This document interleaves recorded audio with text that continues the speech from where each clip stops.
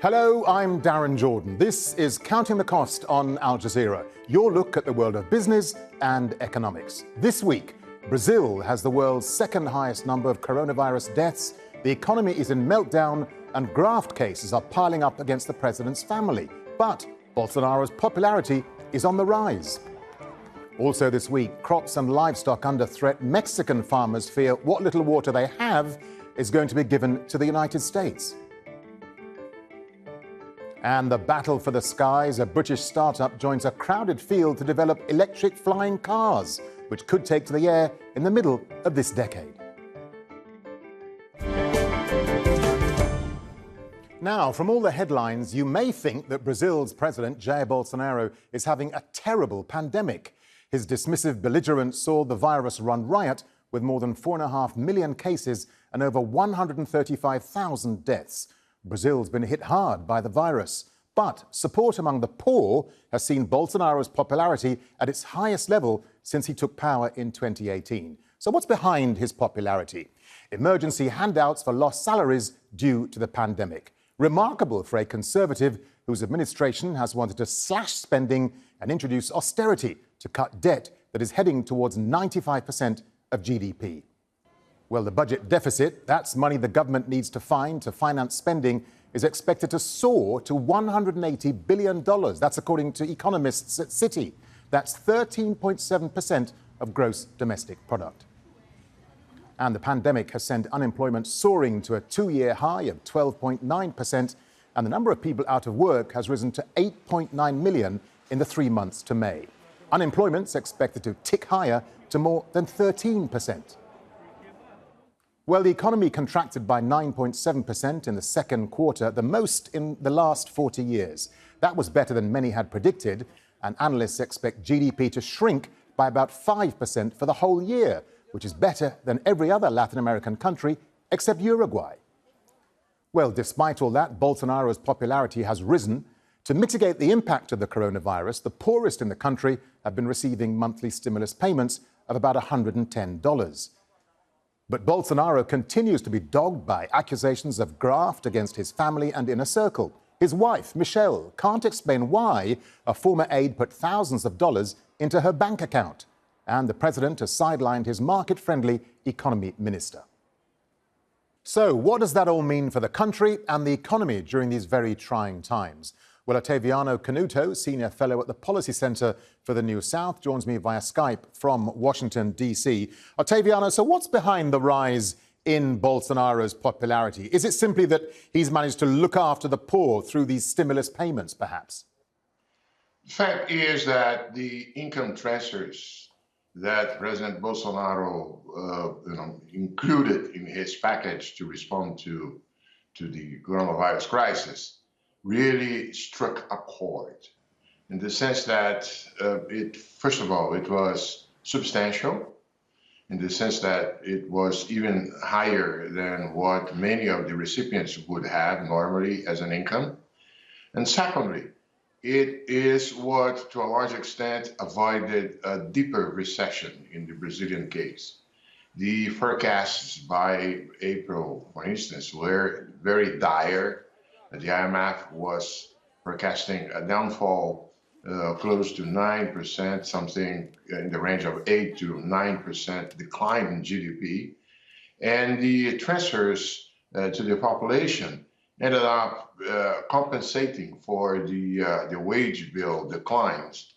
And now the forecasts are pointing to a decline that is substantially lower, -5%.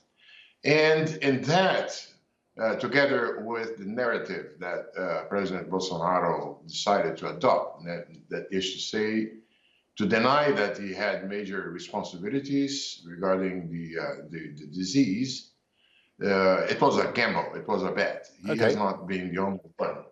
And he's not the only, Bolsonaro is not the only president in Latin America that's seen his popularity rise despite the rising death toll. I'm thinking here of Mexico's president, Andrés Manuel López Obrador.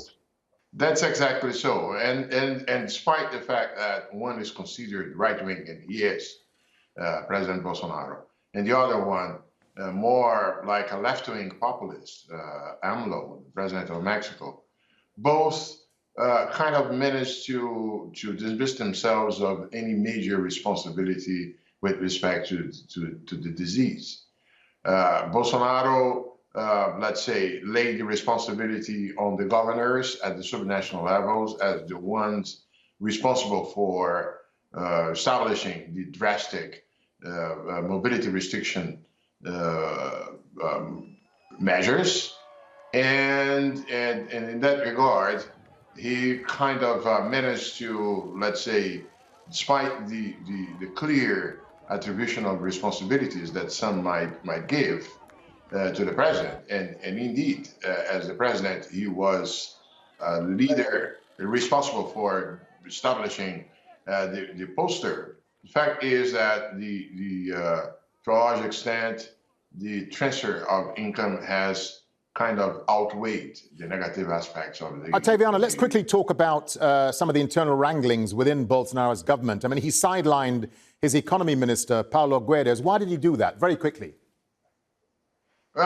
Because Paulo Guedes had an agenda, a liberal agenda, that might, let's say, put some difficulties for Bolsonaro in his drive towards getting higher popularity. Having said that, Brazil is in the sort of a mid position, because so far the fiscal framework has not been abandoned. So still one may count on the perspective of having some sort of gradual fiscal adjustment over the years. But only not everything that Paulo Guedes would like to do necessarily so. Okay, and we know that Bolsonaro has given up on his plans to introduce a social security program. He's keeping the plan of former left-wing leader Lula da Silva. Why is that? Very quickly. No, the point is that the transfer of money, the cash transfer, gave him so much popularity that he's now trying to, let's say, to become the owner of this whole thing on a more permanent basis, not simply because of the coronavirus. One has to understand that the coronavirus, the COVID-19, has been a disaster in Brazil and everywhere where it has been. And as a disaster, as a catastrophe, the public sector is called to be the ultimate insurer. But there is this attempt to, this desire to create some sort of a more permanent income transfer program beyond the crisis. Ottaviano, I think many people would agree, though, that something has to be done to contain the country's runaway debt. Is there a plan? Yes, I believe that the existing cap on public spending, if it is maintained, if it's obeyed, if there are reforms that make feasible the attainment, the obedience to the spending cap, that might provide over time, gradually, an adjustment of the primary surplus of the public accounts over 10 years. The question is, the doubt is whether it will be possible to implement reforms that will make the spending cap feasible. Ottaviano, just a final thought to you. Of course, waiting in the wings is Lula da Silva. If he can overturn his corruption conviction, he could be a formidable opponent in 2022 and possibly in local elections next year as well, couldn't he? Well, as of today, the polls are still pointing to such a polarization. But at the same time, it's not a fait accompli. The fact is that Brazil is not condemned to have two polarized candidates as at the forefront. There's always a possibility of people getting tired of such extreme positions and candidates. Ottaviano Canuto, we have to leave it there. Thank you very much indeed for talking to Counting the Cost. Thank you. Nice to talk to you. Now, drought-hit farmers in the Mexican state of Chihuahua are continuing to occupy a dam, saying they want to prevent a water payment to the United States. Well, under a 1944 treaty, Mexico and the US are obligated to share water found along the border between the two nations. But farmers say they need the resource for their crops. Manuel Rapallo has more. This dry desert landscape is in the state of Chihuahua in northern Mexico, just south of the U.S. border. It hasn't rained much lately, and many here are concerned that crops and livestock are under threat. Farmers like Raul Garcia tell us what little water remains in the region is about to be given to the United States under a water-sharing treaty signed between the two countries during World War II. These are water reserves that we have collected. We have restrained from harvesting more than one crop per year in order to subsist and not run out of water. Now the government shows up and says they have to pay the United States. It isn't true. The issue of water is a boiling hot topic in this part of the country, and protests against the decades-old water treaty have been growing more and more violent in recent weeks. It's a reaction from citizens who are defending their homeland. Water is everyone's heritage. Water doesn't belong to anyone. Water is for everyone in Chihuahua, for all Mexicans. That is why we're outraged, and this reaction from citizens is the result of this anger. When the U.S. and Mexico signed the Water Treaty of 1944, the United States agreed to send more water to Mexico than it receives, but it still requires Mexico to release water from dams along some of the driest parts of the border. At La Boquilla Dam, the largest in the state of Chihuahua, Mexican National Guard troops are keeping watch. Farmers recently seized control of the dam and have attacked members of Mexico's National Water Commission, who plan to extract water from the reservoir. Mexico has until October 26th of this year to pay off its water debt with the United States, which amounts to some 100 billion gallons of fresh water. Mexico's president has addressed the recent violence, but claims water reserves in Chihuahua are enough to pay both the water debt to the U.S. and supply the needs of farmers in the region. The president has also suggested the conflict is politically motivated. They took over La Boquilla Dam, which was being used to follow through with our commitment to deliver water to the United States under the Treaty of 1944. But since there are electoral interests, this has become a political issue. As the drought in northern Mexico worsens, a growing number of supporters are joining in the protests against the treaty. The hopes are fading for a solution that will guarantee farmers access to the water they say is essential to their survival. Manuel Rapallo, Al Jazeera, Mexico City. Now, water is indispensable to economic activity, but industrial use is worsening access to fresh water. About 2.5 billion people around the world still don't have access to clean water, and that in turn is leading to a loss in economic activity. Water is hugely important, not just to the agriculture industry, but to the fashion, auto and mining industry as well. Well, my next guest says the fashion industry is blind to the impact of water pollution. Kate Lamb is the Global Director of Water Security at not-for-profit environment consultancy CDP, and she joins me from London via Skype. Kate, great to have you with us here on Counting the Cost. So listen, I mean, our desire for cheap, fast fashion does indeed have consequences. Tell us how and why the textile and fashion industries are major water polluters. Indeed, fast fashion and our desire for a constant need for new clothes doesn't come without its costs. The growth in fast fashion has risen twofold in the last 20 years, despite the fact that just global population has risen just 28%. And when one considers that whether it's the production of the cotton or the fibers that are used within fashion and within fabrics themselves, account for more than 10% of all industrial freshwater withdrawals on the planet.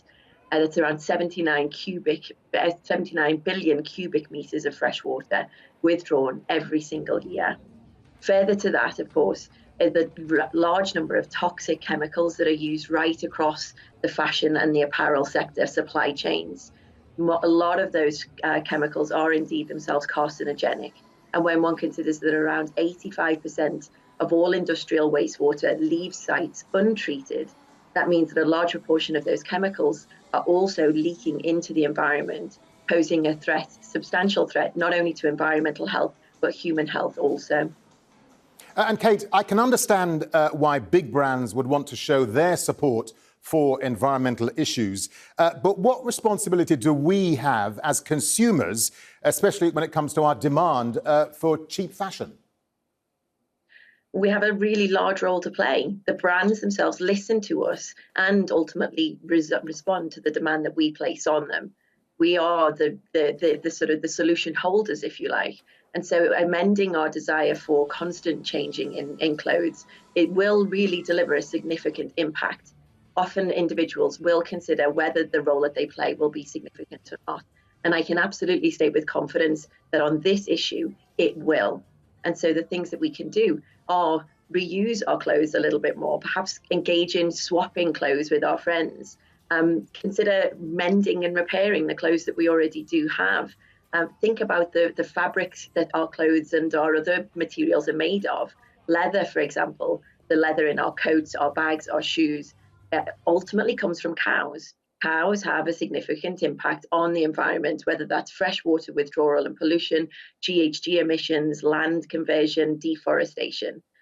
If we can consider how we use that material, how we treasure, measure, and look after those materials, ensure that we can use them for a longer period of time, then we have a significant role to play. Kate, let's just talk about the car makers for a second, because the auto industry, we know, is pushing to deliver more electric cars, as some countries will end the sale of combustion engines by, I think it's 2035. So we're going to need a lot more lithium. Now, the problem with mining is that water is really critical to all aspects of production. So, and we know there are serious strains on water resources already, aren't there? That's right, yes. It is a very significant sector for water security in general, and the sector is intimately connected with the water cycle itself. Indeed, of the companies that were responding to CDP in 2019, 95% of them reported exposure to substantive water-related risk that would generate major changes in their business. And indeed, the push for electric vehicles is welcome from a climate change GHG emission perspective. It really is a good news story. However, it is coming at a cost. And as you rightly point out, lithium production itself is incredibly water intensive and poses substantive challenges for the communities that often live and are surrounded by the mines themselves. Kate Lamb, great to get your thoughts. Thank you for talking to Counting the Cost. Thank you. Thank you, Darren. Now, the race is on to launch the first electric 5-seater air taxi service. There are at least 20 companies working on similar plans, including Airbus and Boeing. Well, you may remember one German startup, Lilium, that we featured on this programme. It launched the world's first electric 5-seater flying car, and it has the backing of China's Tencent, among others. Its development programme is more advanced than Uber and Google's Larry Page. The vehicle is built to take off and land vertically in an urban area and should be in service by 2025. And now there's a new entrant, Bristol, England-based Vertical Aerospace. Plans to have a winged electric taxi service a year earlier than Lilium. And it's backed by Stephen Fitzpatrick, who also founded the energy firm OVO. Well, Chief Executive Officer of Vertical Aerospace Group, Michael Cervenka, joins us now via Skype from Bristol. And Michael used to work on a flying taxi concept for Rolls-Royce, the maker of airplane engines. Michael, great to have you with us. So look, an awful lot of money is being poured into moving just a handful of people through the air. Why is that? So thanks very much for having me. Well, actually, I think there's a few factors. Today, more and more people are living in cities. We're all struggling with ground-based congestion. Helicopters currently are the only real way of taking off and landing vertically from a small landing pad, but they're very old technology. Most helicopters actually derive from 1960s technology. They're very expensive, they're very noisy, they're not very safe, and so they're not really viable as a broader transportation solution. What we're seeing with electrification and the advances in technologies is the potential for new types of vehicles that can really disrupt this market. So whilst they may only carry 4 or 5 people, actually we can develop a vehicle that's 30 times quieter than a helicopter, achieves the same level of safety as a commercial airliner, and does that in a cost that actually starts to become affordable. And Michael, is there enough room in the market for 20-odd ventures? And do you see many of these players just falling away? Actually, if you look around, there are many more than 20 trying to develop vehicles. You know, this is a bit like the space race of aviation going on. Actually, when you've got the background and knowledge, you look at many of the concepts being devised, and they're pretty pictures, and they're not really realistic. Vertical Aerospace is, in fact, one of only 7 companies globally to have flown 2 full-scale prototypes. And I think there's a massive difference between being able to come up with a pretty picture versus knowing how to take that through a full certification standard and deliver a commercially viable product. So my personal view is that there is certainly space in this market for several players, but we'll see a big fallout, and it's probably going to be way less than 10 that actually are successful. Yeah, and much of this, of course, Michael, is driven by money. So do you have enough funding to see you through to 2024 when you expect your service to actually fly? We're actually doing a capital raise at the moment. We've been incredibly lucky in that we were founded by successful entrepreneur Stephen Fitzpatrick, and so he's fully funded the company so far. That's enabled us to grow to a world-class team of over 100 people, and as I say, develop those 2 full-scale prototypes. We've now really reached the point where we need to accelerate what we're doing, and of course, to develop a commercially viable vehicle, we're really pushing the bounds of technology. And we've got a huge amount of testing to go through. So right now we are in the middle of a capital raise looking for about 30 million to fund our next prototype. And the intent, once we've flown that, is to extend that fundraise from 30 up to about 150, 160 million to take us all the way through certification. So just talk us through briefly, Michael, what's the biggest challenge to developing a flying car? Is it batteries, for instance? And what's coming down the line that could improve the range and weight of batteries? So actually one of the challenges is just taking these vehicles through a certification program and hitting those, demanding safety targets that is essential to having, the potential for lots of these vehicles flying over our heads in cities.